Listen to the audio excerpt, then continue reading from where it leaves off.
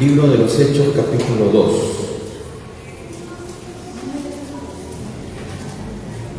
Capítulo 2 del libro de los Hechos. Vamos a compartir el versículo 42. Hechos 2, 42. Dice la palabra: y perseveraban en la doctrina de los apóstoles, en la comunión uno con otros, en el partimiento del pan y en las oraciones. ¿Lo leemos de nuevo? Y perseveraban en la doctrina de los apóstoles, en la comunión uno con otros, en el partimiento del pan y en las oraciones. Padre, en el nombre de Jesús, alabamos, Señor, y bendecimos tu santo nombre. Te adoramos, Señor, en la hermosura de tu presencia y tu santidad. Te bendecimos, Padre eterno y Dios todopoderoso. Y te damos gracias por esta palabra que hemos leído. Que nos permita compartirla, Señor, en esta mañana. Y que en el nombre de Jesús, nuestro buen Dios, estés hablando a cada corazón y a cada vida. A ti sea la gloria y la honra por siempre, Dios. Oramos, Padre, por todos nuestros hermanos que en esta mañana no están, por aquellos que están trabajando, por aquellos que están delicados de salud, por aquellos que han viajado, por aquellos que están en otros lugares fuera del país, y por aquellos, Señor, que por alguna razón no han podido venir. Oramos por cada uno de ellos. Que la gracia tuya, el favor tuyo, la misericordia, ese inmenso amor que tú tienes por tus hijos, los guarde, los libre de todo mal y les permita seguir perseverando en tu palabra para la gloria de tu nombre, Señor. En Cristo Jesús. Amén y amén. Gloria a Dios. Gloria a Dios. Gloria a Dios. Aleluya. Un fuerte aplauso a Cristo. Amén. Vamos a botar un poco de flojera, y alabamos a Dios. Bendecimos su nombre. Aleluya. Gloria a Dios. Vamos a dar así que vamos a meditar en esta palabra. Este versículo 42 encierra verdades fundamentales para la iglesia de Cristo del tiempo pasado y del tiempo presente. Amén. Miren, vamos a compartirlo, Dios mediante, este versículo quizás en 4 reuniones. Hoy vamos a hablar solamente de la doctrina, para no cansarnos, para que no se duerman, para que no se incomoden, para que no se manifiesten. Vamos a hablar solamente de la doctrina. Porque el tema de doctrina es muy importante. Doctrina está referido a enseñanza, está referido a principios. Y si hablamos de la doctrina de Cristo, de la doctrina de los apóstoles, que es la misma, pues hablamos de fundamentos de la vida cristiana. Amén. Principios que son inamovibles en nuestra fe. Amén. Las cuales no pueden ser negociadas, las cuales no pueden ser menospreciadas, las cuales deben ser atesoradas en el corazón, vividas cada uno de nosotros en sus propias vidas y manifestadas para la gloria de Dios donde nos encontremos. Amén. Bien, dice que la primera iglesia perseveraba en la doctrina de los apóstoles, y cuando llegamos a este punto solamente tenemos una hoja y media de la historia del libro de los Hechos. No había más. Pero había toda una experiencia y una vivencia de estos apóstoles o estos discípulos de Cristo en el ministerio de Jesús. Ellos estaban continuando ahora las enseñanzas que Jesús les había dado, los principios que les había enseñado, y se acordarán del Sermón del Monte, ¿verdad? Donde el Señor se sentó con sus discípulos y compartió con ellos 3 capítulos que está registrado en el libro de Mateo, el capítulo 5, el capítulo 6, el capítulo 7, sentando en los corazones de sus discípulos principios fundamentales de fe, principios elementales de doctrina, las cuales en ese momento son no negociables, son principios que deben estar bien arraigados en el corazón de todo hijo de Dios y que nos lleven pues a adorar, alabar, bendecir, exaltar y honrar el nombre de Cristo. Amén. Miren, si la primera iglesia fue lo que fue y que para quizás muchos de nosotros es de mucha admiración, de mucha motivación ver aquello que esta iglesia vivió, pues la buena noticia de esta mañana, o ya tarde casi, es que estos principios de vida van a reproducirse, van a manifestarse, van a vivirse en esta última iglesia, la cual somos nosotros. ¿Amén? ¿No lo creen, creo ustedes? Somos, creo, con mucha seguridad, la última generación que está viendo o verá la manifestación del Hijo de Dios y por tanto la última iglesia de Cristo. ¿Amén? Y gloria a Dios por ello, porque la gloria postrera de esta casa, dijo el Señor, será mayor que la primera. Y esperamos la manifestación gloriosa de los hijos de Dios, que se levanten en fe, que se levanten para manifestar esta palabra y estos principios, no solamente en sus bocas, sino en sus vidas. Amén. Entonces, cuando llegamos a esta palabra, donde nos dice que perseveraban en la doctrina de los apóstoles, que es la parte que vamos a compartir en esta mañana, pues miramos un poco hacia atrás y vemos pues el ejemplo del ministerio de Jesús y de lo que ahora empezaron a continuar los primeros discípulos. Y estos primeros discípulos fueron obedientes al mandato de Dios. El Señor les dijo, cuando estaba todavía en sus últimos momentos aquí en la tierra, le dijo que estén juntos. Vamos al capítulo 1, versículo 4. Le dijo, luego de haber estado con ellos 40 días hablándoles acerca del reino, les dijo, y estando juntos, les mandó que no se fuesen de Jerusalén. Estando juntos, les mandó que no se fuesen de Jerusalén. Jerusalén era el lugar donde se concentraban los discípulos, era el lugar donde ellos congregaban. Jerusalén para la primera iglesia fue la primera iglesia la que se estableció justamente en Jerusalén. En otras palabras, Jerusalén era la iglesia para los cristianos del primer siglo. Y el Señor le dijo, le mandó, no le sugirió, no le dijo, chicos, por favor, no se deben olvidar que deben estar siempre en Jerusalén. No, les mandó.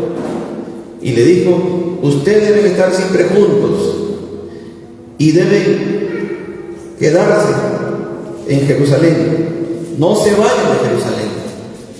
Y la Jerusalén para nosotros en nuestro tiempo es nuestra congregación. Hablando de nosotros, no dejes de congregar. No te vayas de tu casa. No busques excusas o motivos para irte a tu casa. No te escudes en el trabajo. No te escudes en las múltiples cosas que tenemos que hacer. No te escudes en las preocupaciones que tienes. Cada uno tenemos que haber preocupaciones o contratiempos. No te excuses.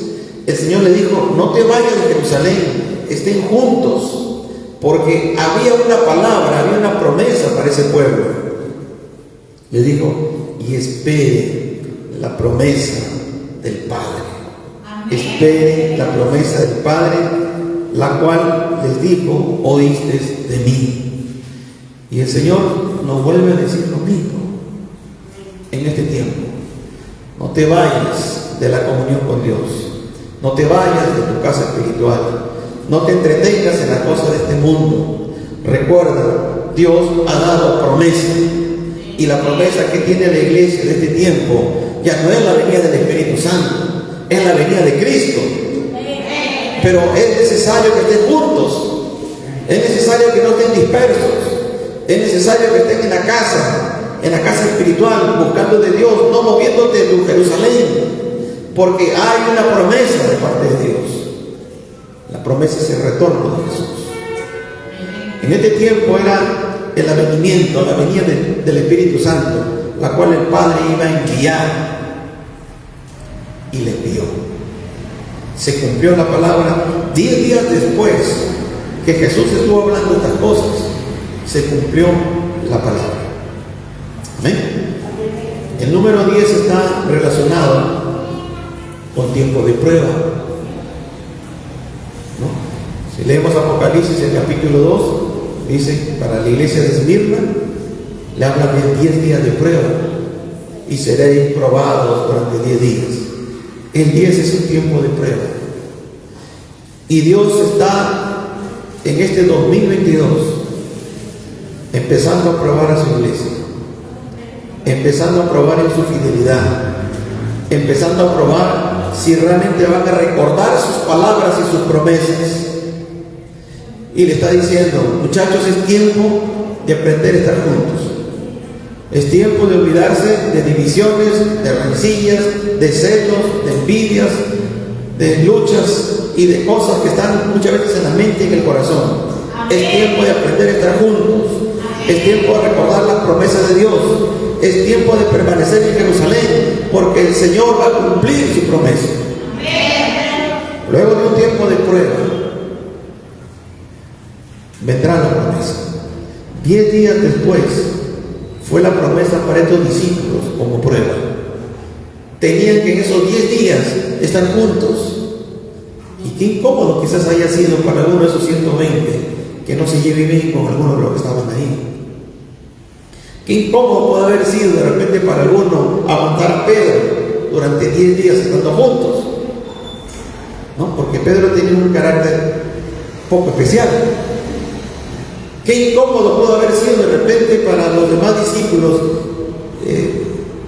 estar ahí con Juan, con Jacobo, a quien Jesús los denominó hijos de trueno, que eran explosivos, que eran un carácter así irritable, ¿no? Pero tenían que estar juntos y permanecieron en el aposento alto juntos, porque tuvieron que aprender durante esos 10 días a sobrellevarse en sus caracteres, a sobrellevarse en su manera de pensar, a entender que abrazaban un mismo propósito, que esperaban una misma promesa, que habían creído en un mismo Dios, que tenían un solo Señor, que tenían una sola fe, y tuvieron que aprender en esos 10 días a convivir juntos bajo un mismo techo, que era el aposento alto, donde esperaban el cumplimiento de la promesa. Amén. Amén. Entonces, algo similar está ocurriendo con la iglesia en este tiempo. Es tiempo que la iglesia se empiece a juntar. Es tiempo que la iglesia empiece a buscar sacudirse de sus diferencias, ¿no?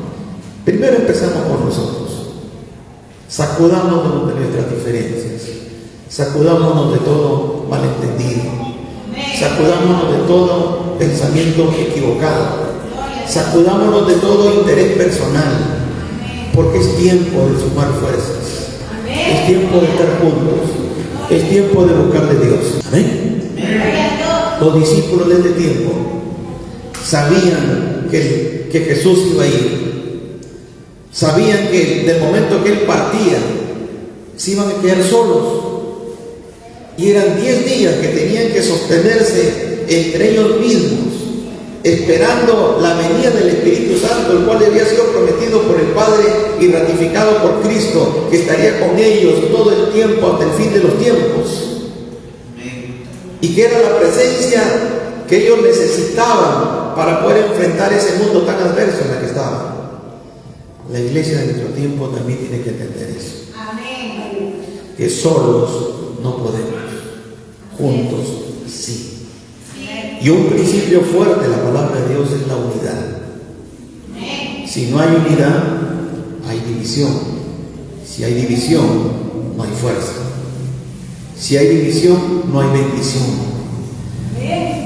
La división paraliza la gracia de Dios. Recuerden el Salmo 133. Mira cuán bueno. ¿Va a seguir? Mira cuán bueno es su Y cuán delicioso es habitar los hermanos, ¿qué? Juntos y en armonía. Porque allí envía Jehová Dios bendición y vida eterna. Amén. Entonces la unidad, la comunión, la intimidad, la armonía, donde nos despojamos de toda cosa personal y decidimos amarnos, ayudarnos, apoyarnos, a trabajar juntos, a vivir cada quien el problema del otro como propio, trae bendición, trae salvación, trae vida eterna, dice la palabra. Amén. La iglesia del primer siglo tuvo que entender eso. Y esos 10 días fue un día de prueba para ellos. Tuvieron que aprender a convivir los 120 juntos en ese aposento. Tuvieron que permanecer juntos, no se movían de ese lugar porque el Señor había prometido y no le dijo en qué momento. Dijo: espere el cumplimiento de la promesa. Podía venir en el primer día, en el segundo día, en el tercer día.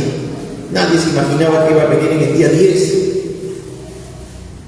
Y eso nos dice algo, ¿verdad? Que a veces empezamos algo con mucha ganas. Estamos fieles en el primero, estamos fieles en el segundo, estamos fieles en el tercero, estamos más o menos fieles en el cuarto, ya en el quinto nos estamos mirando, en el sexto ya son algunos, en el séptimo ya vamos llegando así. Si ellos hubieran tenido ese tipo de actitud que a veces nosotros tenemos, hermanos, se perdían la cosa más hermosa que Dios tiene reservado para su pueblo, la presencia suya en sus corazones. Lo que nos dice algo muy claro: cristiano que no persevera se la pierde, la va a mirar de lejos, le va a doler en su corazón que Dios respondió algo y no llegó para mí, porque no perseveré, no fui constante, no estuve allí, no pagué mi precio, no fui obediente al mandato de Dios. 10 días, tiempo de prueba. La iglesia pasó su pequeña prueba aquí de convivencia, de comunión, de espera y de fidelidad, y Dios cumplió su palabra. Amén. Hermano Juan Carlos Maíz, amén. ¿Qué pasa con la iglesia en nuestro tiempo? Lo mismo. Dios llamando a la comunión de su iglesia, llamando a que estén juntos, llamando a que vivan en armonía, llamando a que aprendan a trabajar en equipo, llamándolos a que perseveren y permanezcan en lo que han creído. Es un tiempo de prueba, pero viene el cumplimiento de la promesa, aquella que el Señor Jesús dijo: vendré otra vez. Amén. Y os tomaré a mí mismo, para que donde yo estoy, vosotros también estéis. Amén. Estamos a punto de empezar con eso. Yo no le puedo decir que será un mes, un año, 2, 3, no puedo decirle. Lo que sí puedo decirle es que eso lo va a tomar aquel que persevera. Amén. Aquel que cree. Amén. Aquel que está dispuesto a despojarse de aquellas cosas que hacen un peso, una mochila pesada de su cuerpo.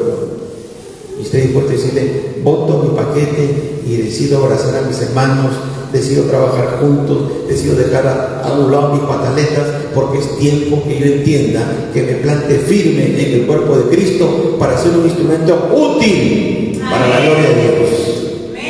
Amén. Entonces el Señor cumplió su palabra. El versículo 4 está el mandato. En los versículos 1 en adelante del capítulo 2 está el cumplimiento. Vino la presencia del Espíritu Santo sobre ellos, todos fueron llenos de la presencia de Dios. Y si algo puede traer la obediencia y la fidelidad a Dios, trae llenura de la presencia de Dios, ¿no? Si tú quieres ser lleno de la presencia de Dios, obedece a Dios, sé fiel a Dios, y la presencia de Dios irá llenando tu corazón y será manifiesta la plenitud de la presencia de Dios. Amén. Amén. Se cumplió la palabra en el capítulo 2. Hubo manifestaciones externas de la presencia del Espíritu Santo, pero todos fueron llenos de la presencia de Dios. Y esta manifestación externa, la gente que estaba en aquel tiempo, que habían venido para la fiesta del Pentecostés, que habían venido de todo lugar a celebrar la fiesta del Pentecostés en Jerusalén, vieron la manifestación del Espíritu Santo y dijeron: ¿y a esto qué le pasa? Estos se han amanecido tomando, ¿no? Recién estamos en la mañana, casi al mediodía, y estos ya están ebrios. ¿Qué les pasó a estos? Lo que significa que el mundo notó una diferencia en ellos que no había antes. Lo que significa que el mundo notó que había una manifestación externa en ellos que no había antes. Que el mundo vio que estaban medio locos, medio ebrios y que algo raro les estaba pasando. Pero a la vez se dieron cuenta que le hablaban en su lenguaje, que le hablaban en su forma, en su idioma, y que todos podían entender un mensaje claro, coherente y bien armado, y que tiene implicancia y el motivo que en esta mañana lo vamos a revisar. Que era la manifestación de la presencia del Espíritu de Dios. El Espíritu de Dios nos ha dado para ser mudados en otro hombre. Si alguien está en Cristo, tiene que entender que es nueva criatura. Y no solamente tiene que entenderlo y saberlo, sino se va a dar cuenta que su vida ha cambiado. Pero el primero que se va a dar cuenta que su vida ha cambiado es el que lo ve. Porque ya hace cosas que antes no hacía, vive cosas que antes no vivía, habla cosas que antes no hablaba, manifiesta cosas que antes no manifestaba. Es que Dios hace la diferencia. Todo aquel que está en Cristo es nueva criatura y va a manifestar su nueva naturaleza. La iglesia del primer siglo manifestó eso. Se le fueron los temores a Pedro. Nunca más se pasó por su cabeza la posibilidad de negar a Cristo nuevamente. Dijo: no, ya eché fuera el temor, eché fuera los miedos, nunca más mi boca va a negar a Jesús. Estaré dispuesto a morir incluso por Cristo, porque he entendido y estoy revestido del poder de Dios. Y eso hace el Espíritu Santo. Por eso yo no entiendo cómo un cristiano puede llenarse de temores y de miedos. La presencia del Espíritu de Dios te da convicción, te da firmeza, te da seguridad, te da equilibrio, te da plomo, te da madurez, te da valentía para enfrentar la adversidad. Sácate eso, somos un manojo de nervios. Nos hacemos el popó en el pantalón. Pero con la presencia del Espíritu Santo es otra cosa, te vuelves un león. Porque es la presencia de Dios. Dios nos ha dado un espíritu no de temor ni de cobardía, sino de poder, de amor, de dominio propio, de equilibrio, de seguridad. Es la presencia del Espíritu Santo.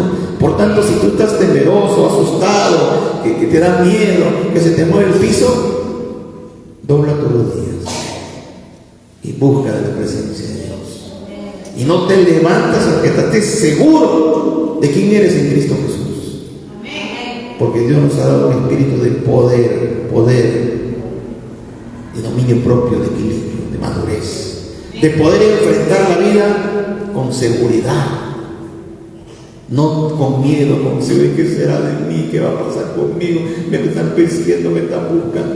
No, seguro quién eres en Cristo. Y Dios necesita que su iglesia se levante. Dios necesita que su iglesia se ponga los pantalones. Dios necesita que su iglesia se amarre el pantalón para que no se le caiga. Necesita la iglesia que se levante. Necesita la presencia del Espíritu de Dios. Muchos necesitan convertirse de veras.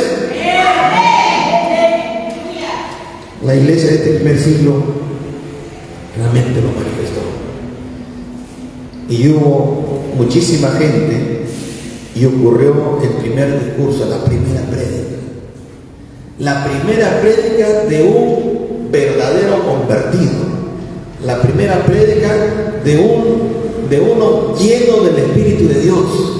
La primera prédica de un pecador que no había sido instruido en ningún seminario, que no había ido ni siquiera de repente ni al colegio, que cuando le escuchaban antes decían: estas son gente del vulgo, ¿no? Gente vulgares son, porque su lenguaje era duro, crudo.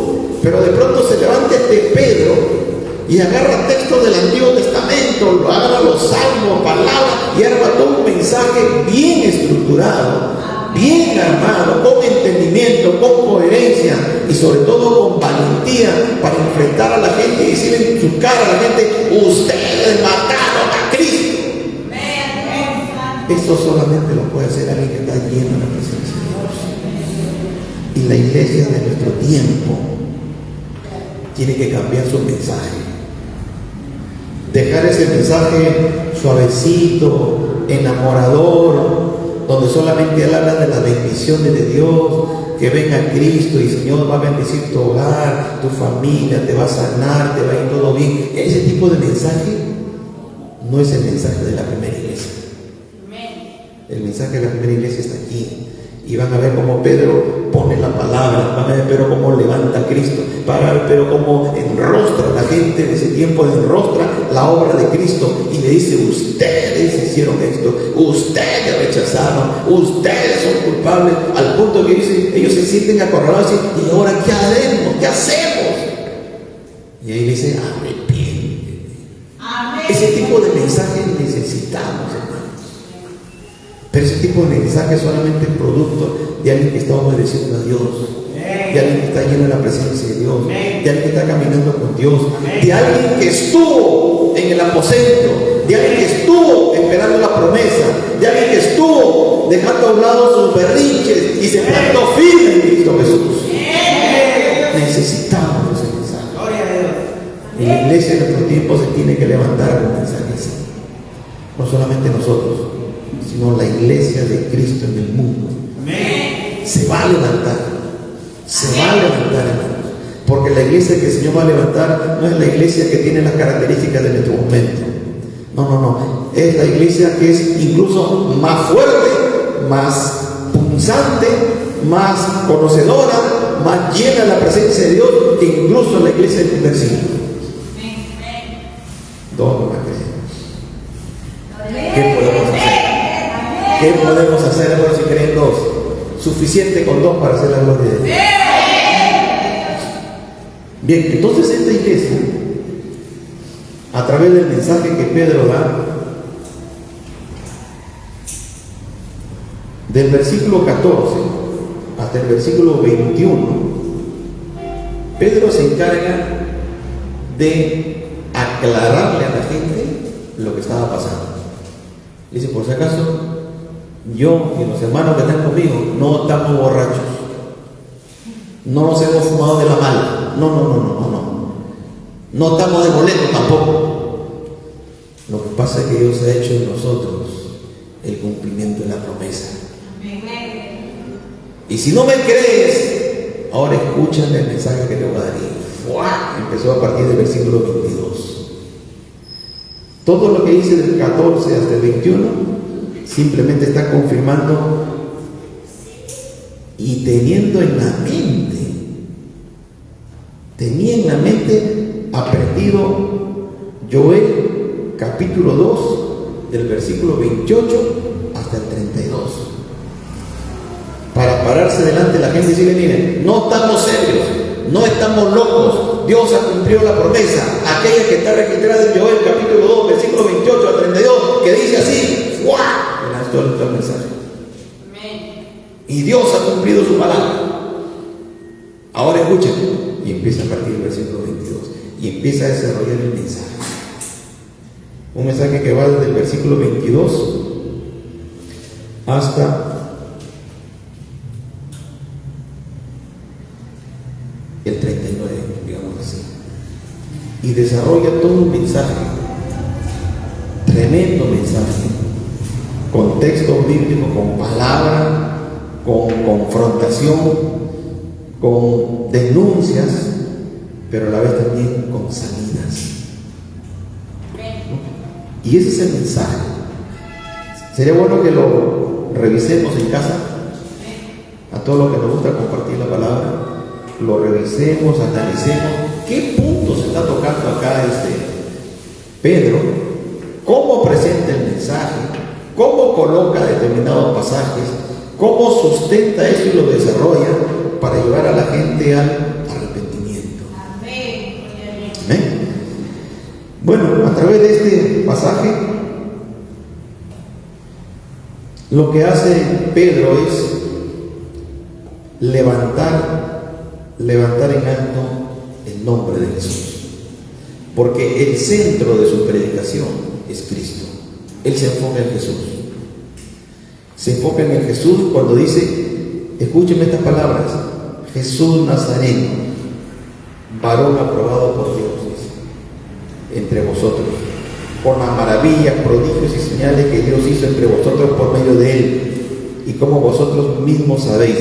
¿Qué hace con esto? Con este versículo dice, este Jesús, que ustedes lo conocen, que ustedes lo vieron hacer milagros, prodigios, señales, que tuvo buen testimonio, y que ustedes saben, este Jesús fue entregado por lo determinado consejo anticipado conocimiento de Dios, y a este prendiste, a este mataste por manos de inicuos, crucificándole. Este Jesús que ustedes han conocido y que saben que ustedes lo clavaron en la cruz, lo hizo y sucedió porque esa fue la voluntad de Dios. 24 dice, al cual Dios lo levantó, suelto los dolores de la muerte, por cuanto era imposible que fuera retenido por ella. Y empieza a hablar acerca del sufrimiento, del dolor de Cristo, pero también está hablando de la resurrección.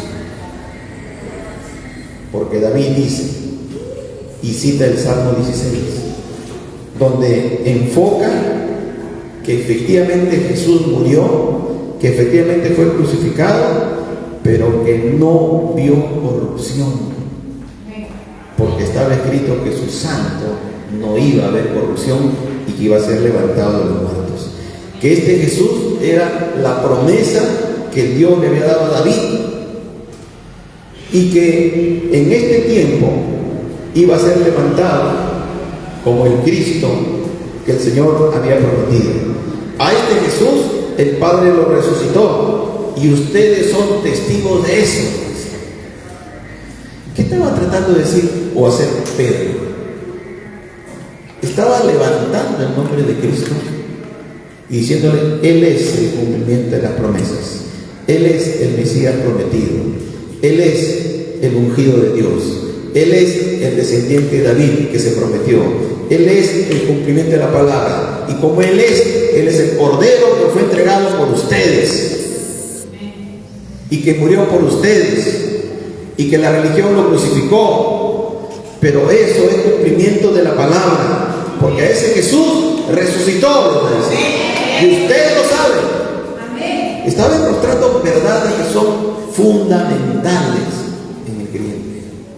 Miren, si no creemos que Jesús es el Mesías, si no creemos que es el ungido de Dios, si no creemos que es el enviado del Padre, si no creemos que la obra de Cristo es el cumplimiento de la palabra de Dios, si no creemos que Jesús se levantó entre los muertos, si no creemos esa simplicidad de las verdades, estamos perdidos. Así tengamos la Biblia, así vayamos a una iglesia, si no creemos eso, si no está interiorizado en mi corazón, si eso no corre por mis venas, si eso no arde en mi ser interior, si eso no es una verdad absoluta para mí, estoy perdido. Es lo que estaba haciendo Pedro. Pedro estaba declarando lo que él tenía en su corazón. Él decía, ese Jesús es el prometido, ese Jesús murió por nosotros, ese Jesús que ustedes lo entregaron, ese Jesús que es el descendiente de David, ese Jesús es el Señor prometido y cumplía su promesa en el ungido de Dios. Ese Jesús fue levantado por el Padre. Estaba hablando de una cosa que era importante. Y en el versículo 33 dice, así que exaltado por la diestra de Dios y habiendo recibido del Padre la promesa del Espíritu Santo, que ha derramado esto que vosotros veis y oís. Y vuelve a retomar este punto que es importante, no solamente dentro del mensaje, sino en el testimonio de la iglesia. Porque Pedro está diciendo, se prometió la venida del Espíritu. Jesús ya murió en el cruz del Calvario.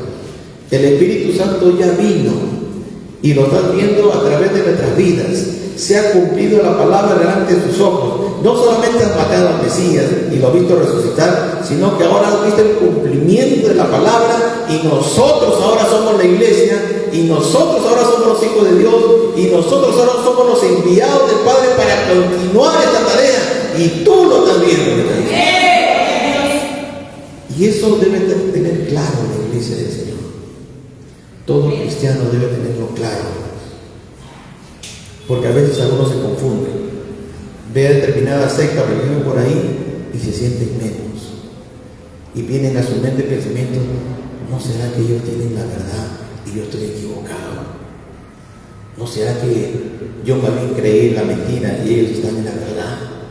Porque sus iglesias son grandes, va bastante gente, van bien vestidos, veo que están bendecidos, y yo ando con mis zapatillas, ¿verdad? Y en mi iglesia van 20, 30. No, yo creo que allá es el lugar, ¿no? Pedro tenía al frente al fariseo, al saduceo, al escriba, al celote, a todas esas, digamos, sectas del judaísmo falsas, y que Jesús le había dicho en su cara: ustedes son sepulcros blanqueados, hijos del diablo, ¿no? Les ha dicho de todo a ellos, pero sin embargo ellos eran importantes en su tiempo para la religión del momento. Y cuando de pronto ellos podían sentirse menos, podían sentirse limitados, podían sentirse que estamos predicando de un Cristo que habrá resucitado. ¿Estás seguro que resucitó? No nos hemos equivocado, no ha sido una ilusión. Este hombre estaba totalmente seguro, convencido. Y es más, decía: la presencia del Espíritu de Dios, el de la promesa, ha sido cumplido y tú lo estás viendo. Está diciendo: yo soy ahora. Amén. La persona que ha sido encargado por Dios para seguir transmitiendo este mensaje, seguir manifestando el amor de Dios, seguir manifestando la presencia de Dios. La iglesia de Cristo está plantada para ese fin. Amén. No te puedes sentir tú menos que nadie. Dios nos ha confiado su verdad. Si estamos en Cristo, como dice Juan, estamos en el verdadero. Estamos en el verdadero. No estamos en el cuento, en la mentira, en el engaño o de cuando la religión. Si estás en Cristo, de acuerdo a la palabra de Dios, estás en el verdadero. Y tú no te puedes sentir menos que nadie. Tú eres el mensajero, el embajador de Dios, aquel que Dios ha levantado en este tiempo para llevar su palabra. Tú eres el Pedro, el Juan y el Pablo de este tiempo. No podemos sentirnos menos que nadie.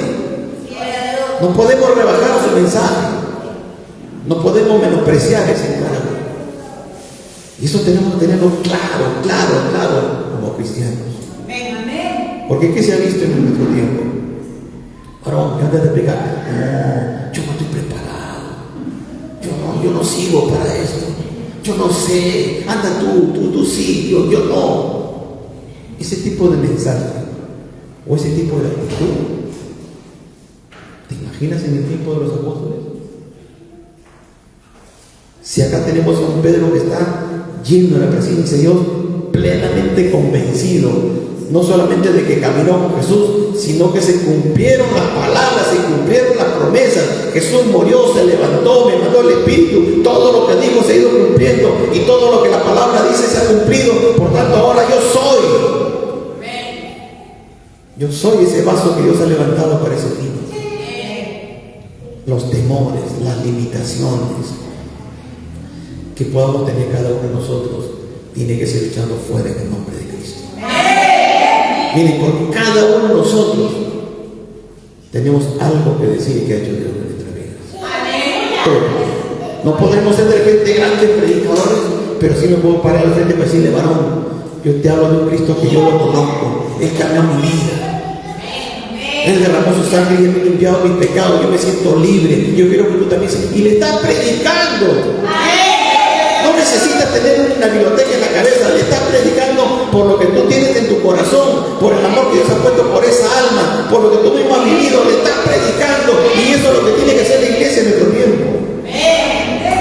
Y no limitarse si yo no puedo, me van a avergonzar, de saben más que yo. Eso tenemos que desecharlo en el nombre de Jesús.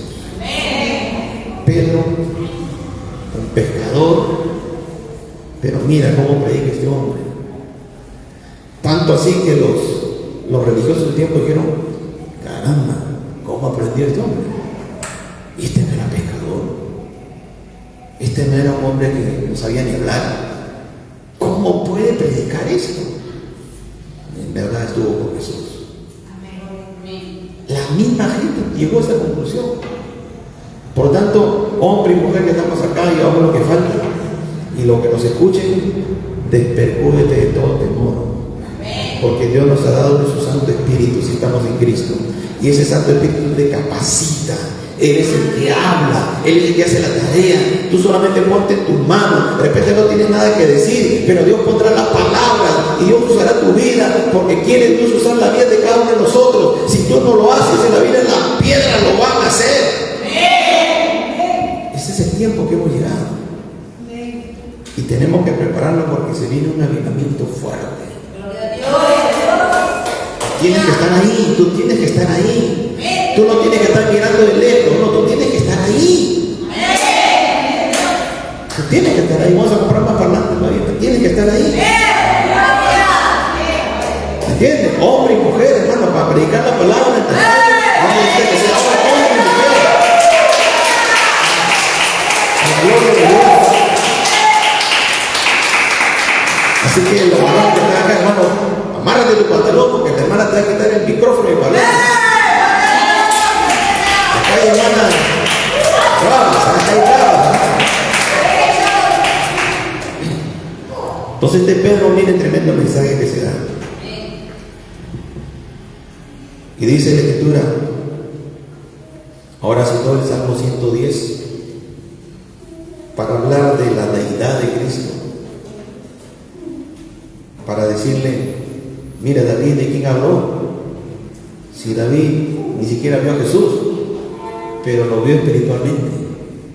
Es interesante ver que cuando la vida, por ejemplo, de David, de Abraham, de los patriarcas, que vivieron lejos, lejos, lejos en años del nacimiento de Jesús y de la gloria de Jesús, pero ellos en muchos pasajes lo hablan como que lo están viendo, están hablando por fe. Es más, creo que espiritualmente Dios les mostraba y les revelaba cosas que ellos se adelantaban a su tiempo. David habló, vi al Señor al lado de mi Señor. Está hablando ¿no? Pero él estaba viendo la presencia de Cristo, la presencia del Padre, ¿no? Entonces,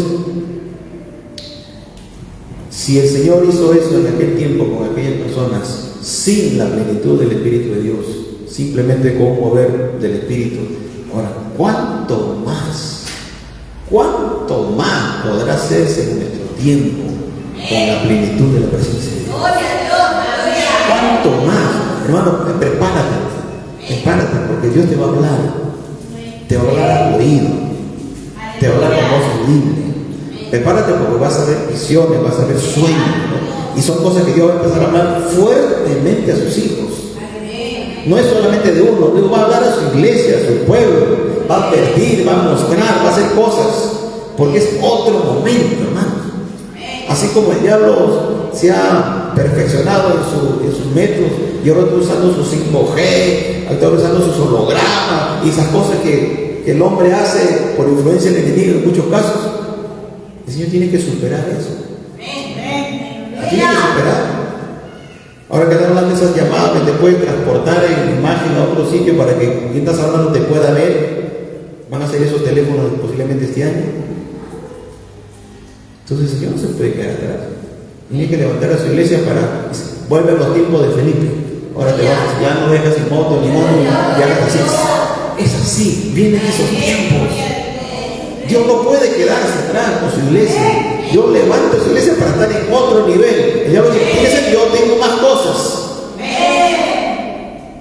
En el tiempo, por ejemplo, de los discípulos, de los apóstoles, Roma era un imperio muy fuerte, ¿no? La seguridad, los soldados de Roma, no es como la policía que tenemos acá, pues, ¿no? Policías de tamaño, flaquitos, de un empujón lo bota. No, el soldado romano andaba fuerte, andaba armado, ¿no? Su sistema de seguridad eran férreos. Y ahí chapaban a Pedro, a Juan, lo metían ahí a prisión. Y con toda la seguridad que tenían, venía el ángel y lo sacaba. Dios hace cosas tremendas, más allá de lo que el hombre es capaz de hacer. Yo le dice, tú eres hombre. Y allá le dice, tú eres diablo, yo soy Dios. ¿No? Lo que tú has inventado, tus cámaras de seguridad, de reconocimiento facial, y todas esas cosas que el hombre ha inventado, eso no es nada. Yo tengo otras cosas. Yo voy a mover a mis hijos que ni la cámara lo van a ver. Esos son los tiempos que vienen. Y prepárate, párate firme en Cristo, busca a Dios de corazón, vengan los ayunos, no te esperas, mis hermanitos están orando por mí, ya que sigan orando, yo sigo durmiendo o me digo otra cosa. No, la bendición será para el que está orando, no para el otro que está allí diciendo otra cosa. Y yo veo a mis hermanos que han estado constantes, yo la veo bien firme, ¿sabes? Yo la veo bien firme, las cosas y les ha hecho bien. Y creo que sí, con ese mensaje me están viendo, vamos más, ¿no? Y bueno, hermano, buscar de Dios te fortalece, te llena de su presencia, mata la carne y te pones en otro nivel. ¿Amén? Bien, entonces vemos que este Pedro, este mensaje que va desarrollando, versículo 36, dice: a este Jesús, a quien vosotros crucificasteis, Dios le ha hecho Señor y Cristo. Para un judío que escuche esta afirmación, es para matarlo a Pedro. Decirle, ese Jesús que nosotros crucificamos y que algunos dicen que ha resucitado, ¿no? Y ahora estos locos nos dicen que ahora están llenos de la presencia de Dios. Dios le ha hecho Señor y Cristo. No de piedras, lo agarró pedradas, porque el judío tiene ese tipo de reacción. Decir que Jesús es el Señor y el Cristo, el Dios enviado a este mundo, el Salvador del mundo, era un insulto, como es un insulto para ellos en el día de hoy. Pero Pedro no tenía temor. Y él dice lo que tiene que decir. Y él habla lo que es la palabra de Dios, sin temor y sin vergüenza. ¿Amén? Cristo, Señor y Dios. Cuando escuchan eso, dicen, una palabra dada por el Espíritu en la boca de Pedro, cuando escucharon eso, se compungieron de corazón. O sea, como que se les arrugó el corazón.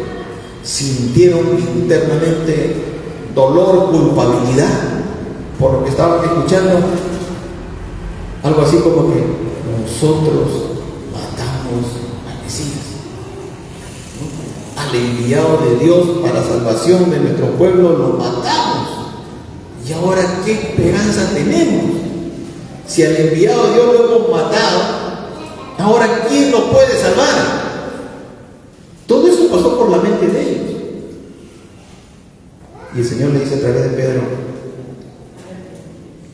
le dice, arrepiéntanse, bautícese cada uno de vosotros en el nombre de Jesús para perdón de los pecados y recibiréis el don del Espíritu Santo.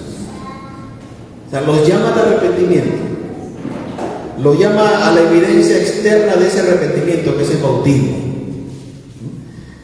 Les dice, si hacen eso, recibirán perdón y recibirán lo mismo que yo tengo, y tú serás así como yo, le está diciendo. Porque lo que había pasado en Pedro era justamente eso, ¿no? Él se había arrepentido, él había creído en Cristo, él había pasado por esta experiencia de bautismo y él había recibido el perdón y ahora estaba lleno de la presencia de Dios. Es que Dios no hace excepción de personas. Esta palabra es para nosotros y para quien a nosotros le prediquemos. Amén. Sin distinción. Porque de repente le predicamos a tu mismo enemigo y esa palabra también es para él, y se lo toma nuestro hermano en Cristo, ¿verdad? Y esta promesa, dice el 39, es para vosotros, para vuestros hijos y para todos los que están lejos y para cuantos el Señor nuestro Dios los llamare. Pregunto, ¿te llamó el Señor? Entonces esta palabra y esta promesa es para ti. Miren, el Señor nos buscó, nos escogió, nos llamó, insistió en muchos casos, nos rodeó. Y Dios ha hecho tantas cosas en cada uno de nosotros.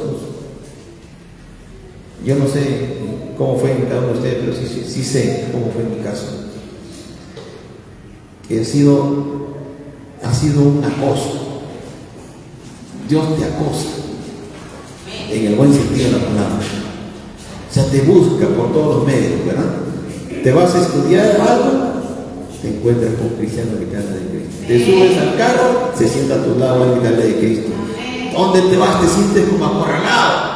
¿Qué es esto, no? ¿Qué es esto? Es Dios poniendo a sus hijos, rodeándote, cercándote, dándote ya poco espacio para que te rindas. Y eso es la experiencia, no sé, mía sí ha sido, no sé cómo habrá sido la suya, pero de seguro que sí. Dios ha estado ahí, a través de un amigo, un familiar, vecino, y muchos medios que Dios usa. Miren, por ejemplo, yo les cuento que 3 años antes que me convierta, me gustaba ver al hermano Pablo cuando salía con un mensaje a la conciencia, que predicaba con 2 o 3 minutos nomás, listo, ¿no? Agarraba un boleto de micro él y del boleto de micro sacaba el mensaje, ¿no? Tenía una facilidad tremenda para contar, ¿no? Contaba una pequeña historia y ¡plum! Salía un mensaje y ya, venga a Cristo. Facilísimo lo hacía. Bueno, 3 meses, a mí me gustaba escuchar y todos los días lo escuchaba, pero no me convertía. Lo escuchaba 3 años, ¿no? Y yo me iba para la calle y me encontraba con gente cristiana en los años 80, donde casi no había casi cristianos. No es como ahora que hay más, pero donde iba encontraba gente cristiana y me hablaban, pero Dios te iba cercano, y es su misericordia. Amén. Bueno, Dios hace su tarea con nuestras vidas, pero aquel que Dios lo llamó para que sea cumplida en su vida la promesa. ¿Cuál es la promesa en el cumplimiento de alguien que necesita ser salvo? La presencia del Espíritu de Dios en su vida. Salvación de su alma, perdón de sus pecados, Cristo en su corazón por la obra del Espíritu de Dios. Amén. Pero ahora hay otra promesa. Es el retorno de Jesús. Es el retorno de Jesús. Y de repente hay alguien que nos está escuchando, que de lo que venimos hablando, Dios le está diciendo: ya deja tu pecado, ya acércate a Dios, ya déjate de estar jugando en la religión, déjate de estar un día en Cristo y otro día en el mundo, un día escuchando música cristiana y otro día escuchando música del mundo, un día alabando a Dios en la iglesia y otro día bailando en alguna discoteca. Ya deja eso y dedícate a Dios, ¿no? ¿Por qué? Porque el Señor va a cumplir su promesa. ¿Cuál es su promesa? Vendré otra vez. Pronto Jesús vendrá por su iglesia. Prepárate, hermano, hermana, porque pronto Jesús vendrá por su iglesia. Si tú estás en Cristo, tú eres su iglesia y pronto vendrá por ti. Si quieres poner el nombre, dirá: pone pronto vendrá por mí, pone tu nombre. Por tanto, preparémonos. ¿Amén? Entonces, en estos puntos que hemos venido hablando acerca de que Jesús es el Mesías, de que Jesús es el Salvador del mundo, de que Jesús es Dios, de que Jesús es la descendencia de David, de que en Jesús se cumplió la palabra, de que Jesús pagó por nuestros pecados, de que Jesús resucitó entre los muertos, de que Jesús es el Señor y Dios por encima de todas las cosas, el Cristo prometido. estas cosas que estamos hablando así como cosas sueltas, todo eso es doctrina. Amén. Ahora vamos un poquito más y nos vamos, por ejemplo, al capítulo 5 de Mateo, que ustedes conocen de memoria, pero lo vamos a decir por otros que no lo conocen. Capítulo 5 de Mateo, que empieza con el Sermón del Monte y que te habla primero de las 9 bienaventuranzas. ¿De qué te habla? De las bienaventuranzas. Pero las bienaventuranzas no son otra cosa que las características que debe haber en el corazón de todo hijo de Dios, que debe ser una persona pobre en espíritu,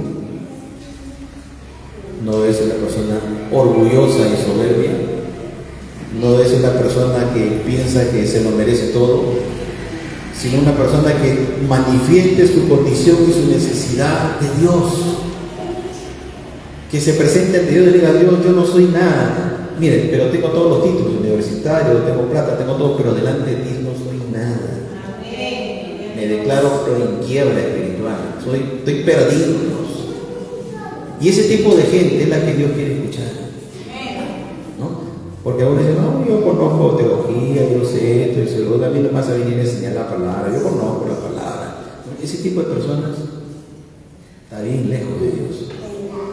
Pero aquel que se olvida de su reconocimiento, de sus títulos y de lo que es, y ante la palabra de Dios se humilla, ante la palabra de Dios se rinde, ante la palabra de Dios está dispuesto a obedecerla, es aquel que tiene un espíritu pobre en el sentido de que reconoce su condición espiritual.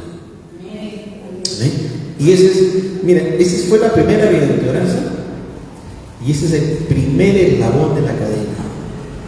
Que si tú y yo no somos gente que se quiebra y se rinde a los pies de Cristo y está lleno de altanería, de soberbia, de orgullo, nunca podremos conocer realmente a Dios. Amén. Y es la primera bienaventuranza que la puso ahí. El orgulloso, el altivo, dice la palabra que es mirado de lejos.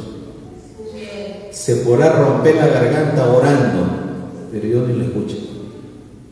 Pero aquel que se humilla, aquel que se quebranta delante de Dios, aquel que dice: Dios, yo puedo ser muy hábil en todas las cosas, pero yo te necesito. Yo no puedo caminar así. Yo tengo mucho conocimiento, mucho intelecto, no soy muy capaz, pero delante de tu palabra yo necesito ser enseñado. Y esa persona que tiene ese tipo de actitud, el Señor dice: ven para acá. Esta es la clase de gente que a mí me gusta. Aquel que se humilla delante de Dios. Y bueno, acá hay para desarrollar todo el día, ¿verdad? Como estamos de ayuno, nos vamos hasta las 11 de la noche por lo menos.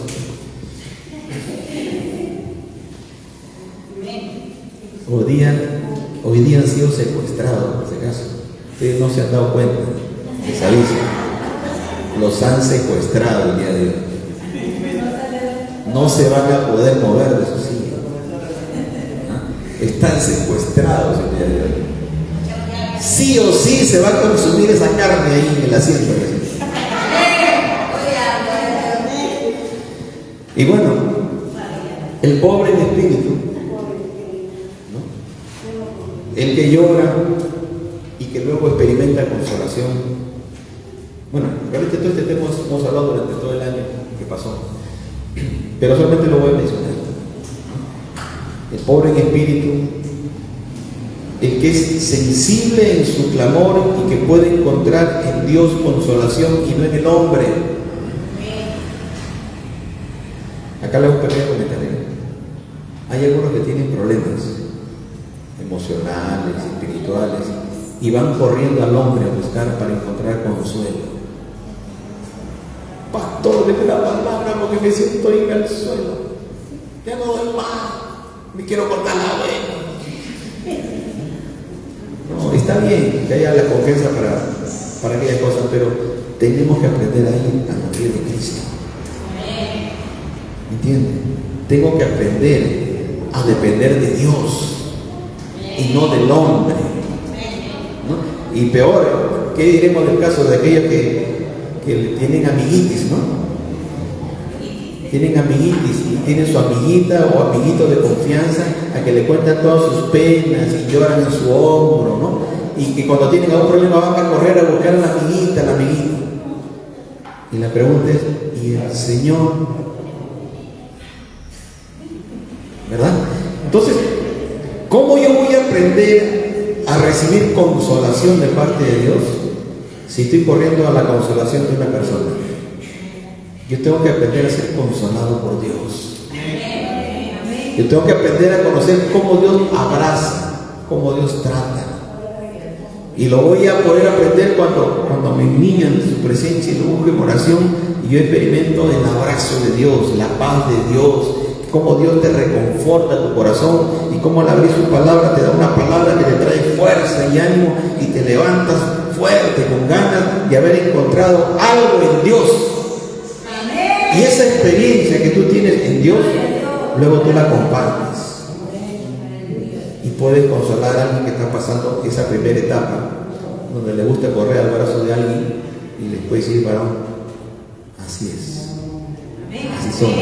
Y bueno, podemos hablar de todo esto, pero acá nos habla de los que lloran, que alcanzan consolación, de los mansos que heredarán la tierra, de los que tienen hambre y sed de justicia, de los que son misericordiosos y van a alcanzar misericordia, de los limpios de corazón, que aquellos verán a Dios, de los pacificadores, de aquellos que serán llamados hijos de Dios, y de los que padecen persecución por la causa de Cristo, y de que ellos es el reino de Dios, y los que pasan experiencias de insultos y persecución también, los cuales deben gozarse y alegrarse. Miren, estas 9 bienaventuranzas son principios fundamentales de nuestra fe y que ha sido motivo de estudio con calma, versículo por versículo, durante el tiempo que hemos estado viendo. Eso procura que esté en tu corazón. Amén. Procura que esté en tu corazón. Si no está, agarras uno por uno. Soy un orgulloso, Padre, me envío ante ti en el nombre de Jesús y te digo que renuncie a mi orgullo. Yo quiero ser alguien humilde en tu presencia. Amén. Si de pronto es de aquello que corra a los brazos de los hombres o de las mujeres para buscar consuelo, y cuando tengo un problema, buscar al hombre para que me consuele, para que me ayude, no, tranquilo, dobla tus rodillas donde te encuentras y vas a encontrar consolación de parte del Padre. ¿No? Ahora, eso no significa que puedas tener a un hermano espiritual, hermanos mayores espiritualmente, que te pueda apoyar, que te pueda animar. No estoy diciendo que eso no, sí es necesario, pero la prioridad la tiene el Señor. Y bueno, si de pronto me identifico con alguna de estas cosas que puede ser mi falencia, todo esto está en Cristo. Y todo esto tiene que estar incorporado en nuestras vidas para que podamos ser un producto realmente del Espíritu de Dios. ¿Amén? Entonces, nos recuerda que el cristiano es sal de la tierra y luz del mundo, lo cual no significa que somos testimonio vivo donde vamos. Somos los que alumbramos y los que le ponemos el sabor, somos los que evitamos la corrupción, y ahí está nuestro trabajo. Luego nos habla de Jesús y la ley, y nos pone casos como el adulterio, el divorcio, los falsos juramentos, problemas de carácter. Y Dios está hablando ahí qué es lo que tenemos que corregir y qué es lo que tenemos que incorporar a nuestras vidas. Todo eso son principios fundamentales de nuestra fe. ¿Entienden? ¿Entienden? Para no correr mucho. Si me dice que yo soy sal y luz, yo debo predicar. Amén. Porque donde estoy, yo tengo que alumbrar. Amén. No saco mi linterna, ¿sí? No, alumbrar con la presencia de Dios. Dar palabra para traer corrección. Amén. Incorporar estos caracteres a mi corazón para que sean parte de mi vida. Tener claro que no estoy viviendo en la ley, sino estoy viviendo en la gracia. Amén. Tener claro que el Señor quiere que cuide mis ojitos y debo tener cuidado con las cosas que veo, ¿verdad? porque el pecado entra por los ojos. Y debo tener cuidado, porque si en la antigüedad tenía que yo ser sorprendido en el acto para que sea pecado, ahora simplemente mirando. Y debo, en la presencia de Dios, decirle: Dios, mis ojitos me traicionan. ¿Verdad? Mis ojitos me traicionan, así que cámbiame los ojitos. Porque no quiero estar mirando cosas que no debo mirar. Si alguno que está en Cristo está pensando en divorciarse, ya le dicen que no hay divorcio, le digo, arréglate con lo que tienes. Pero, no hay pero, arréglate con lo que tienes. Si a alguno le gusta comprometerse y jurar y prometer y no cumplir, ya, mira, no jures. Y nos habla acerca del juramento, y nos habla acerca de la importancia de darle valor a nuestras palabras. No digas quizás, tal vez, ¿no? Tú sí sea sí, tú no sea no. ¿Vas? No vemos bendiciones. ¿Va? Sí. ¿A qué hora? Tal hora. Ahí estamos. No es que sí y nunca vino. Me dice no y vino. No. Aprende a decir sí y no. ¿No? Porque, mire, empecemos por ahí, porque cuando no respetamos nuestras palabras, nos deshonramos a nosotros mismos. ¿No? Quedamos mal nosotros mismos, quedamos desacreditados. Sin haber hecho nada más que haber hablado y no haber cumplido, quedamos desacreditados. Pero si yo hablo y cumplo, tengo honra. ¿Quién dijo? El varón. No, hecho. Vamos. Si él dijo, estaré ahí. Y está. Ese tipo de actitud, mira, sencillito, nos evitamos problemas. Solamente respetando nuestras palabras. ¿Te comprometes algo? Cumple. Por eso es que el matrimonio es un compromiso. ¿Cómo que si te has comprometido me quiero divorciar? ¿Qué es eso? Estás faltando tu compromiso. No cumples ni tu palabra. Entonces, me comprometí, me casé, vi que ya no, ¿qué hago? Que ya, Señor, cambia. Yo no puedo marchar atrás. Y es así. No que, no, Señor, ya yo me equivoqué, otro, no. No funciona así. El amor a los enemigos no hay devolución. Así tiene que salir la chica con su letrero. Cualquier falla que queda, no hay devolución. Por eso revise bien antes de. No hay devolución. Le habla acerca del amor a los enemigos. Le habla acerca de estar dispuesto a sufrir el agravio, de asumirlo, ¿no? De dejar a un lado la venganza. Y estas cositas son parte que tiene que ser incorporadas a mi vida. ¿Por qué? De repente yo soy vengativo, rencoroso, ¿no? Resentido. No le estoy diciendo a nadie especial. Puedo ser así. Pero ahora yo llego a Cristo y me dice, ama a tu enemigo, ponle la otra mejilla, dale tus capas, no te... ¡Wow! ¿Qué es esto? ¿Qué es esto? Que el resentimiento, la amargura, el odio no nos lleva a nada bueno. Amén. Y nos lleva a entender esto. Y cuando vemos esta demanda al suelo de nuevo, Señor, ayúdame. Yo con este carácter que tengo, con mi forma de pensar que tengo, con lo sensible que soy, yo no puedo ser cristiano, ayúdame, Señor, dame. Y entramos a orar. Y Dios empieza a hacer la obra en nosotros. Pero no la hagamos difícil a Dios. No la hagamos difícil. Colaboremos en esa tarea. Cediendo cosas que son malas y que no ayudan para nada, ni para nosotros mismos ni para los demás. Porque a veces pensamos de que ese problema solamente es mío y está en mí. No, ese problema contamina a los demás. Así que por amor a los demás también procuremos cambiarlo. Y nos habla luego de la ofrenda, nos habla después de la oración, nos habla después del ayuno, cosa que a algunos no les gusta, nos habla también de dónde tenemos que tener los tesoros, nos habla de la importancia que tiene nuestro ojo, que es una lámpara, nos habla de nuestras relaciones con la riqueza, con la plata y con las cosas, que tiene mucho que ver, porque aquel que no aprende esta parte va a ser muy difícil que tenga comunión con Dios. Y bueno, habla de todas estas cosas que la verdad hemos hablado, pero todo esto, hermanos, y vuelvan a revisar, todo eso es parte de la vida cristiana, parte que yo tengo que incorporar a mi vida, parte que tengo que fortalecer en algunas áreas que otras tengo que desecharlas, pero todo esto tiene que ser incorporado en mi corazón.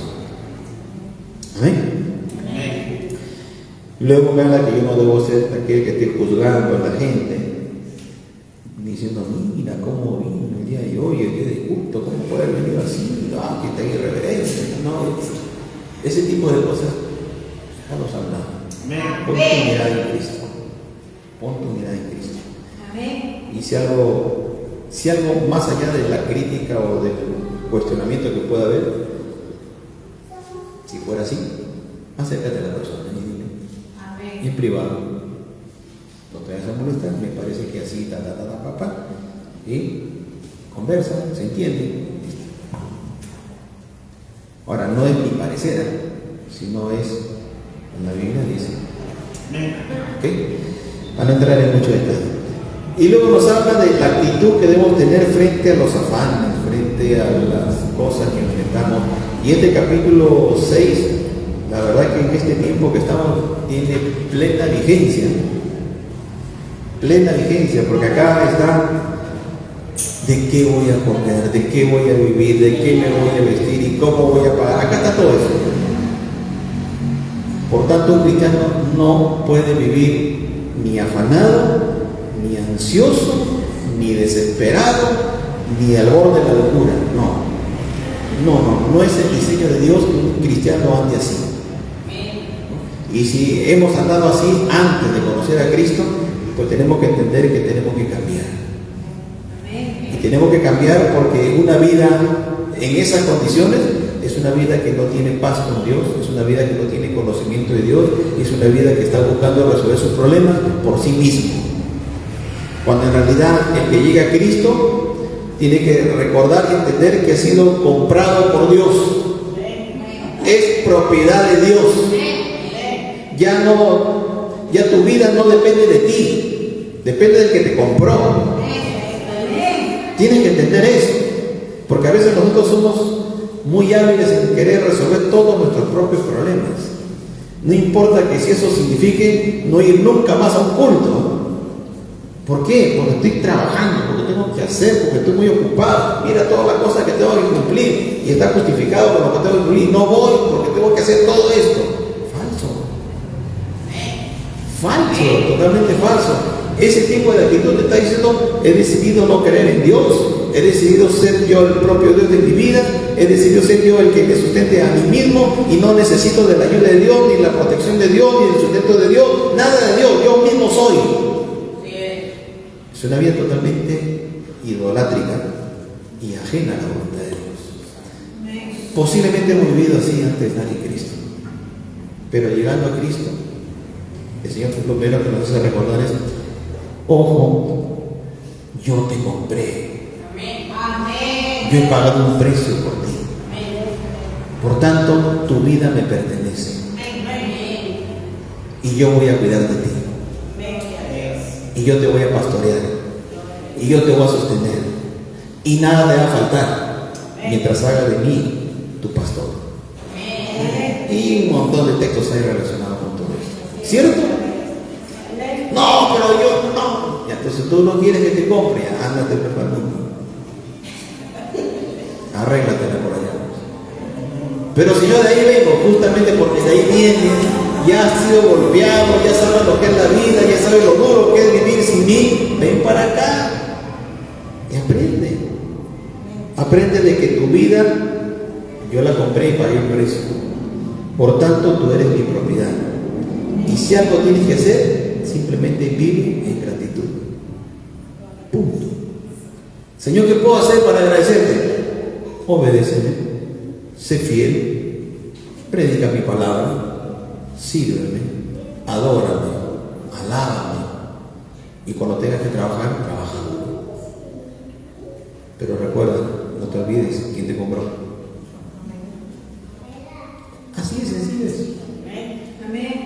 Así de sencilla es la vida cristiana. Lo que pasa es que nosotros la complicamos. Nosotros la complicamos. Porque pensamos que sabemos más que Dios. Porque pensamos que podemos más que Dios. Porque pensamos que nosotros nos cuidamos más que Dios. No, Dios es el que nos cuida. Dios es quien nos protege. Y si algo tenemos que hacer es cuidar los intereses de Dios, sí. Cuidar su palabra, sí.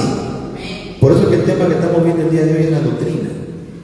Porque lo que tenemos que cuidar es las enseñanzas que Dios nos ha dado, las virtudes que Él tiene. Y yo estoy puesto en este mundo para honrarle, para alabarle, para bendecirle, para yo sacar la cara por Él, para yo defender los intereses de Él, para yo entregar todo lo que yo tengo por la causa de Él. Para eso estoy. Y a cambio de eso, que justamente es mi reciprocidad, es haber entendido de que Él me compró, Él me cuida, Él me protege, Él me libra, Él está conmigo, Él me sustenta, Él me bendice, Él me provee, y más allá de lo que necesito muchas veces. Yo tengo que entender eso. Pero a veces pasan los años y los años y los años y los años, y algunos hasta casi los siglos, y no lo entienden. Entonces, no jugar, nos habla acerca de la oración, nos habla del reporte de flecha y angosta que hemos hablado, y nos habla de que lo más importante en todo este proceso de Dios es el fruto. Amén. Es el fruto. ¿Cuál es el resultado de todo lo que tú has asimilado en Dios? ¿Qué clase de fruto hay? ¿Pura hoja? ¿Pura rama? ¿O realmente algo digno de tomar, digno de comer? ¿Se acuerdan la higuera que el Señor maldijo? La maldijo porque había crecido enorme, tenía un montón de hojas, y el Señor, acá no hay nada. Y te ha consumido agua, ha consumido espacio, ha consumido aire, ha consumido puro consumo y nada de producción. Y lo maldijo y se secó, dándonos a entender de que la vida del creyente es una vida que tiene que producir. Y no hablo de dinero, como algunos pueden hablar por ahí de dinero. Producir fruto, producto de haber tratado con Dios. Si tú has tenido un acercamiento con Dios, si Dios está contigo, tú vas a empezar a producir fruto del Espíritu. Tu vida va a cambiar. De renegón y amargado que podamos ser, nos volvemos pacíficos, cariñosos, amorosos, ¿no? Cambiamos. De lo aburrido que éramos antes, ahora ya somos distendidos y nos bromeamos y ponemos algo de chispa. Claro, hemos cambiado. No puedo seguir siendo el mismo. Entonces hay fruto. Y de ese fruto otro come. Dice, wow, qué bendición la vida del hermano. Varón, compárteme cómo superaste estos problemas. Y le comparte. Y come del fruto. Esa vida es útil, es productiva. ¿Cuántos años tiene la fe? 30 años, ¿qué? Nada. ¿Qué cosa de amargado, aburrido? No viene a los ayunos, viene de vez en cuando, y no quiere orar, y si ora no sabe qué orar. Y tiene tiempo en la fe.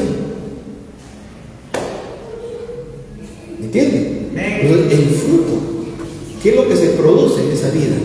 Y el Señor maldijo a esa planta porque no encontró fruto. Y termina este sermón hablando de los cimientos, donde habla de dos tipos de personas: el que escuchó y no hizo, y el que escuchó y hizo, llevándonos a la parte práctica de la vida de la fe. Amén. Ahora, todo esto, más todo lo que hago Pedro, más otro poquito más que tengo acá, todo esto es gran parte de lo que es doctrina, fundamento. Entonces, ¿qué hacía esta primera iglesia? Que estaba recién empezando y que estaba formada por estos 120 inicialmente, y que luego de la predicación de Pedro se añadieron 3.000 personas más. ¿Qué estaba pasando aquí? Que esta gente había decidido perseverar en la doctrina de Cristo. O sea, todo lo que venimos hablando, y un poquito más que tengo acá, que se me dé el tiempo, todavía, a las 11 falta bastante. Miren, todo lo que hemos hablado de Pedro, cuando hemos visto el capítulo 2, todo lo que hemos hablado así de grandes rasgos de lo que es el sermón del monte, que son enseñanzas directas para el cristiano, fundamentos de vida, más este poquito que tengo acá, no es todo, es en parte lo que es la doctrina apostólica o la doctrina de Cristo, que es lo mismo. Y que estos hermanos que recién empezaban ya como iglesia a caminar, habían decidido en perseverar en eso. ¿Qué estoy tratando de decirles? Tú ya has aprendido a ser cariñoso, ya has aprendido a perdonar, ya has aprendido a orar, ya has aprendido a ayunar, ya has aprendido a ofrendar, ya has aprendido a tener las virtudes de la bienaventuranza, ya has aprendido todo eso, ya predicas bonito en la calle, tú mismo eres. Ya, eso tú tienes que perseverar. No es que lo hiciste un tiempo y después no te lo en el mundo.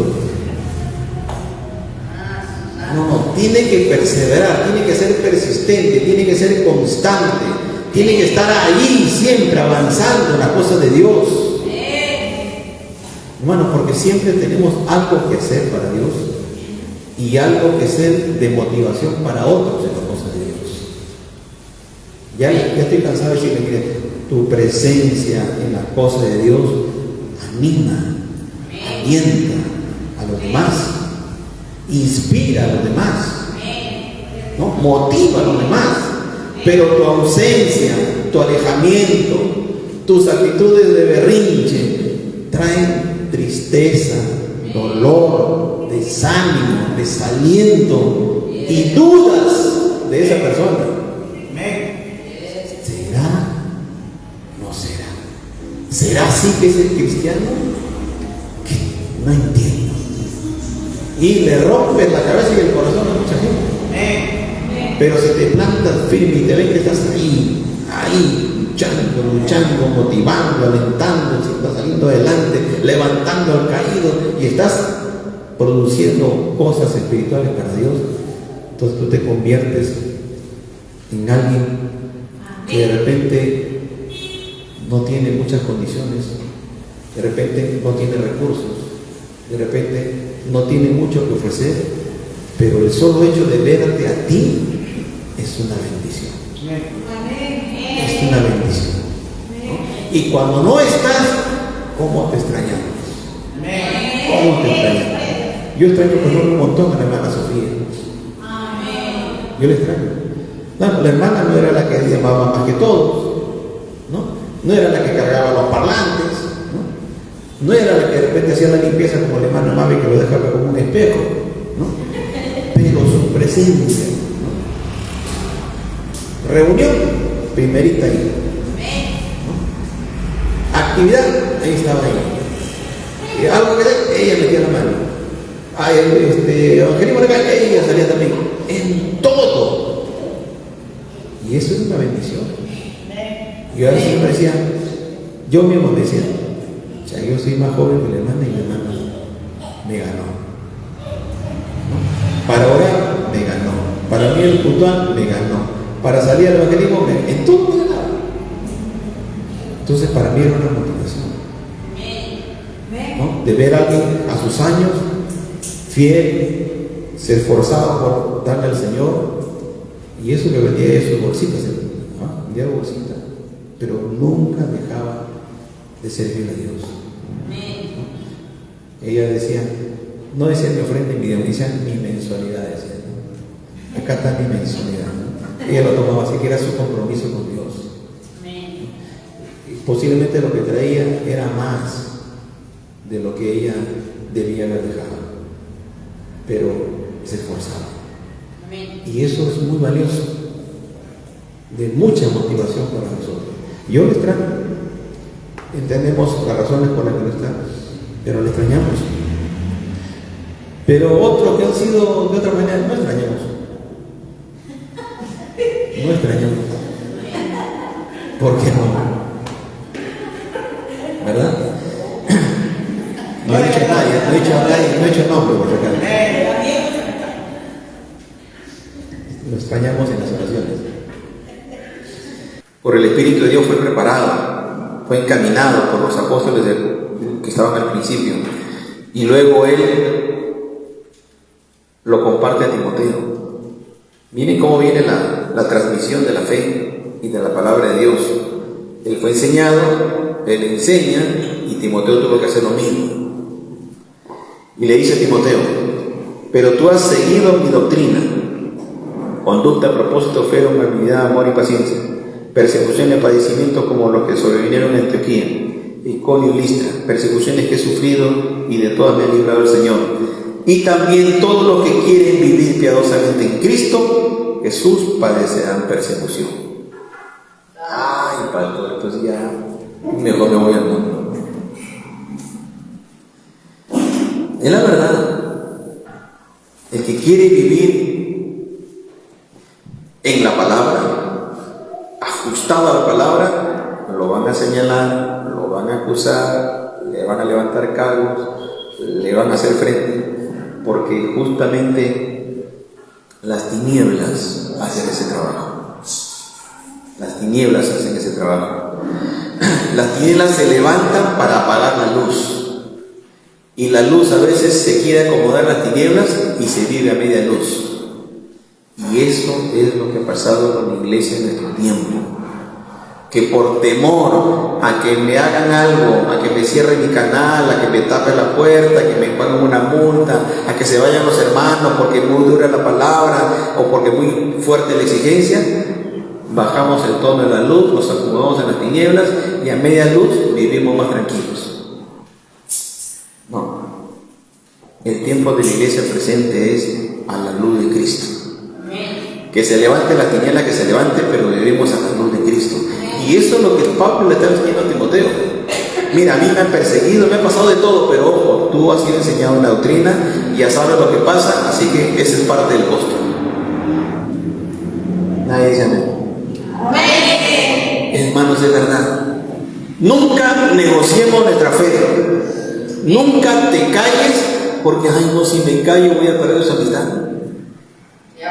Preferible que se pierda su amistad y que no pierda su alma. ¿No? Háblale por amor a esa alma. No le ocultes ni le apañes su pecado. Díselo. Porque para eso ha sido puesta la luz. Y para eso ha sido puesta la sal. Para que esa alma se libre de eterna condenación. ¿Amén? Y lo mismo es en la predicación. Nos salgamos a la calle y tenemos que decir las cosas como son. No, pero no hablen de eso. El diablo no quiere que se hable de eso. Hay que hablarlo, hay que decirlo, porque esa es la verdad. La iglesia es columna y baluarte de la verdad. Ya hubo mucho tiempo donde la iglesia estaba comunicando con el mundo, y para no hacer daño al mundo y para no ofender al mundo, para que no se vaya la gente de la iglesia, se han hecho muchas cosas que han causado tantos perjuicios. Pero es tiempo de que hagamos las cosas que Dios quiere. Lamentablemente este tiempo que es corto hay que hacerlas, porque el que no lo hace se queda. Así es. Otro pasaje más. 1 Timoteo capítulo 4 versículo 16. Le dice: Timoteo, ten cuidado de ti mismo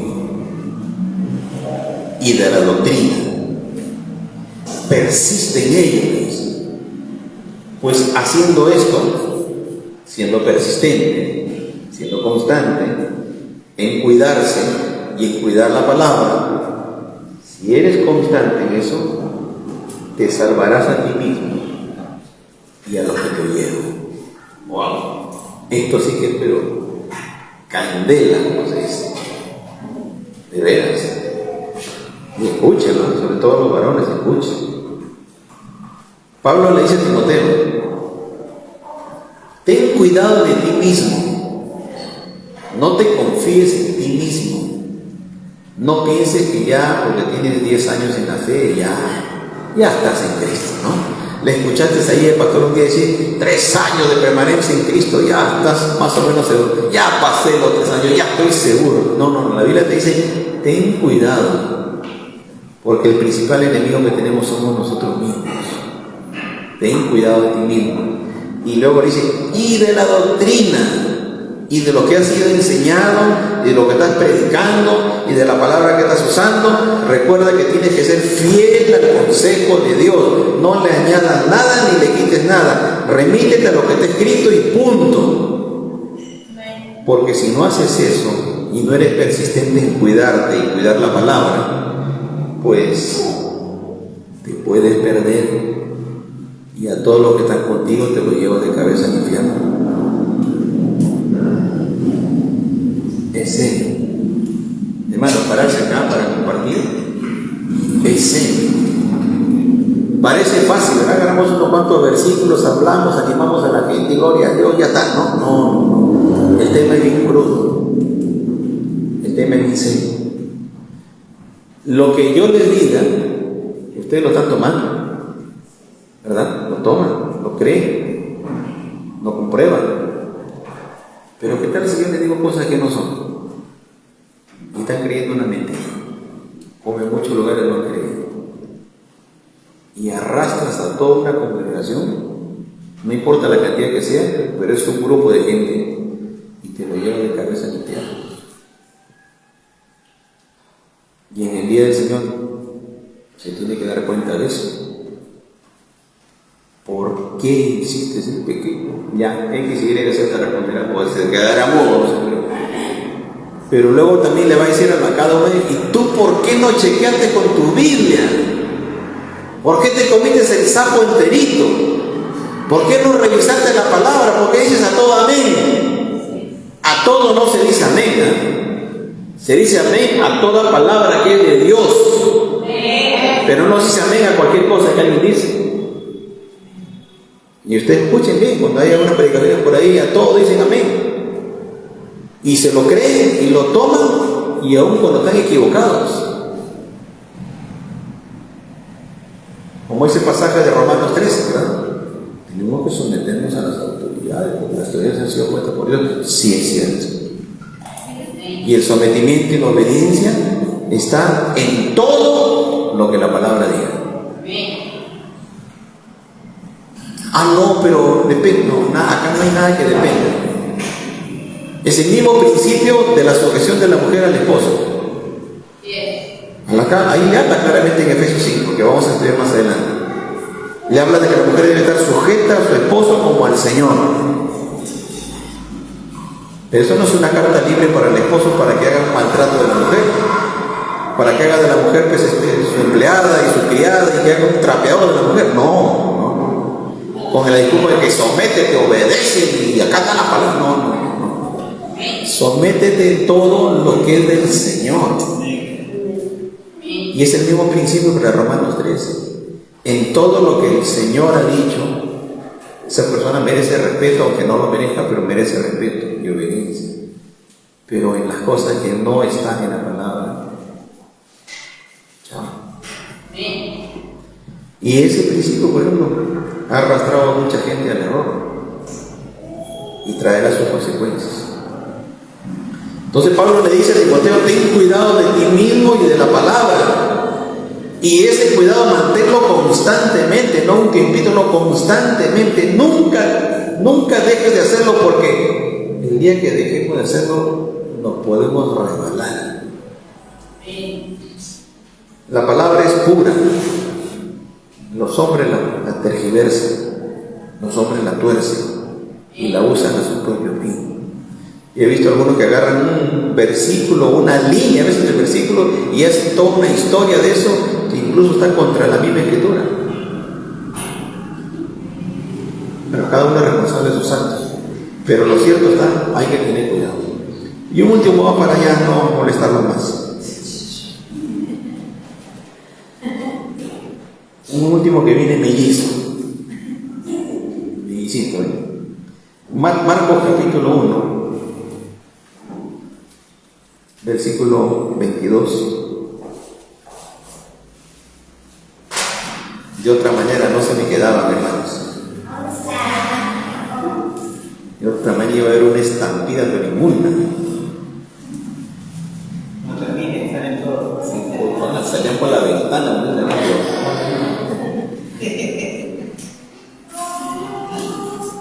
Marcos 1:22. Ya, le prometo que esto es lo último, ¿eh? Juan capítulo 7. Pero primero Marcos 1:22.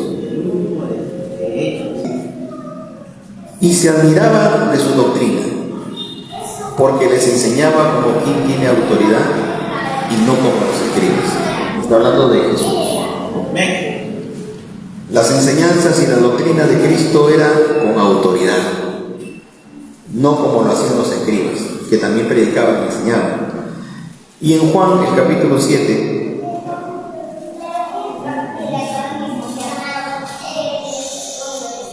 Juan capítulo 7, versículos 17, Juan 7, 17, dice: el que quiera hacer la voluntad de Dios, conocerá si la doctrina es de Dios o si yo hablo por mi propia cuenta. ¿La doctrina de Cristo era del Padre? ¿Sí o no?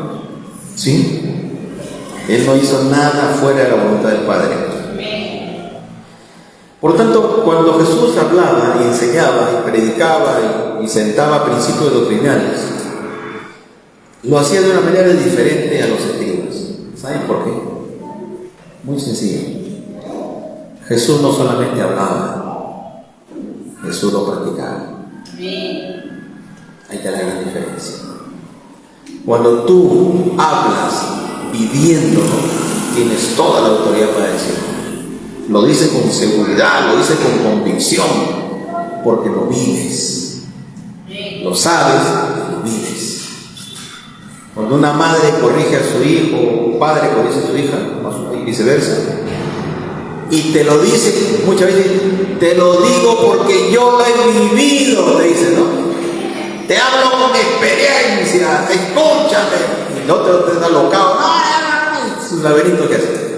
Pero te lo dice porque ya sabe, ya lo vivió. Y te levanta la voz todavía porque sabe, te lo dice con autoridad. Lo mismo en las verdades espirituales. Jesús lo decía y lo hacía. Y hablaba con esa firmeza, con esa seguridad, porque eso te da la vivencia. Amén. Entonces, futuros predicadores que están acá y predicadoras, vivamos la palabra, para que cuando chapes tu parlante y tu micrófono, sueltas con todo, porque lo vives. Y la mejor predicación es con lo que se vive, no con lo que se sabe, sino con lo que se vive. Y Dios quiere para este tiempo, para su iglesia, que se viva la palabra, que la vivamos la palabra. Esta doctrina que los primeros del primer siglo decidieron perseverar es porque dijeron: hemos tomado el ejemplo de Jesús, tomamos el ejemplo de los discípulos y vamos para adelante, porque ese es el mensaje. Tenemos que perseverar, tenemos que ser persistentes en lo que Él nos ha enseñado, porque ese es el camino a la vida. ¿Amén? Y dispuestos a pagar ese precio, lo hicieron, con la esperanza que también hagamos lo mismo.